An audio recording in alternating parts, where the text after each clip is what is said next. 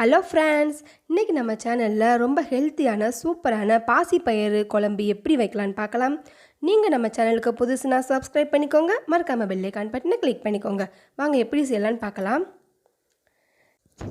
ஒரு கப் பாசி பயிறு நேற்று நைட்டே நான் ஊற வச்சு எடுத்து வச்சுருக்கேன். இப்போ நம்ம நல்லா வேக வச்சு எடுத்துக்கலாம். நீங்கள் உப்பு போட்டு இதுக்கு தேவையான அளவு உப்பு போட்டு 1 டம்ளர் 1.5 டம்ளரும் தண்ணி ஊற்றிக்கோங்க. தண்ணி ஊற்றி நல்லா ஒரு 3 விசில் 4 விசில் வர அளவுக்கு வேக வச்சுக்கோங்க. நல்லா குழஞ்சிரும் பருப்பு.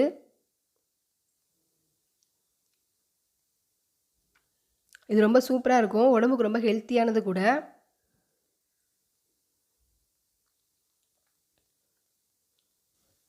நான் இப்போ 4 விசில் விட்டு இறக்க போகிறேன். இப்போ 4 விசில் விட்டாச்சு. இப்போ நம்ம ஓப்பன் பண்ணி பார்க்கலாம் நல்லா வெந்திருக்கான்னு.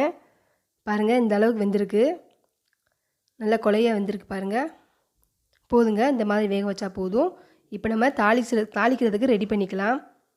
இப்போ ஸ்டவ்வில் ஒரு பாத்திரம் வச்சுருக்கேன். பாத்திரத்தில் தாளிக்கிறதுக்கு தேவையான எண்ணெய் ஊற்றிக்கலாம்.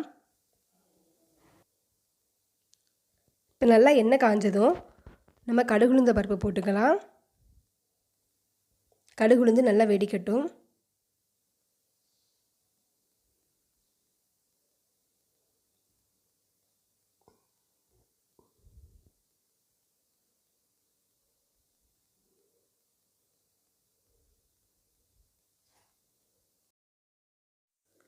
கடுகு வந்து நல்லா வெடிச்சிருச்சு. இப்போ நம்ம 1 ஸ்பூன் அளவு ஜீரகம் போட்டுக்கலாம்.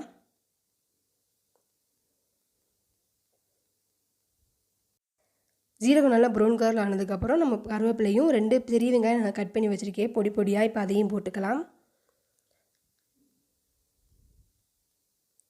பாருங்க, வெங்காயம் கொஞ்சம் நல்லா வதங்கிடுச்சு. இப்போ நான் ஒரு 4 பூண்டை வந்து தட்டி வச்சுருக்கேன். இப்போ அதையும் போட்டுக்கலாம்.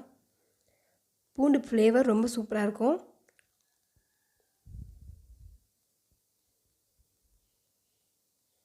இப்போ நான் 3 தக்காளி கட் பண்ணி வச்சுருக்கேன். இப்போ அதையும் போட்டுக்கலாம்.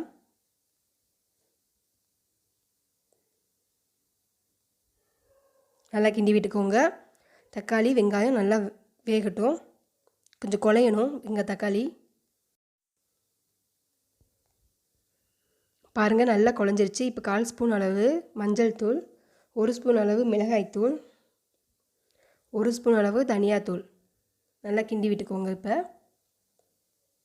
இது நல்லா டேஸ்ட் கிடைக்கும். வெள்ளைப்பூண்டும் இந்த தனியாத்தூளும் கலக்கும்போது நல்லா டேஸ்ட் கிடைக்கும். நீங்கள் எண்ணெயிலே கொஞ்சம் வதக்கிக்கோங்க. இப்போ நம்ம ஏற்கனவே வேக வச்சு எடுத்து வச்சுருக்கிற பாசி பயிரை இதில் ஊற்றிக்கலாம்.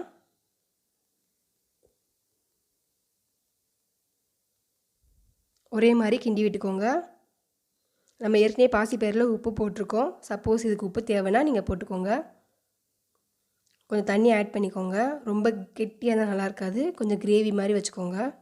இன்னும் உங்களுக்கு தண்ணி வேணும்னா நீங்கள் ஒரு தேங்காய்ச்சியில் அரைச்சி ஊற்றிக்கலாம்.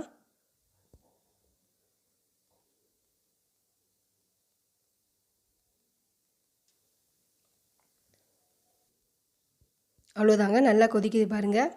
இந்த மாதிரி நல்லா வெந்துருச்சு. எண்ணெயெல்லாம் மிதந்து ரெட் கலரில் மேலே வந்துருச்சு பாருங்கள். இது ரொம்ப சூப்பராக இருக்கும், ரொம்ப ஹெல்த்தியானது, பசங்களுக்கு ரொம்ப பிடிக்கும். நீங்கள் இந்த மாதிரி பண்ணி கொடுத்தீங்கன்னா நல்லா விரும்பி சாப்பிடுவாங்க. இது நீங்கள் வீட்டில் ட்ரை பண்ணி பாருங்கள். பிடிச்சிருந்தால் லைக் பண்ணுங்கள், கமெண்ட் சொல்லுங்கள், ஷேர் பண்ணுங்கள், மறக்காமல் சப்ஸ்கிரைப் பண்ணுங்கள். பக்கத்தில் இருக்க பெல் ஐகான் பட்டனை கிளிக் பண்ணிக்கோங்க. தேங்க்யூ.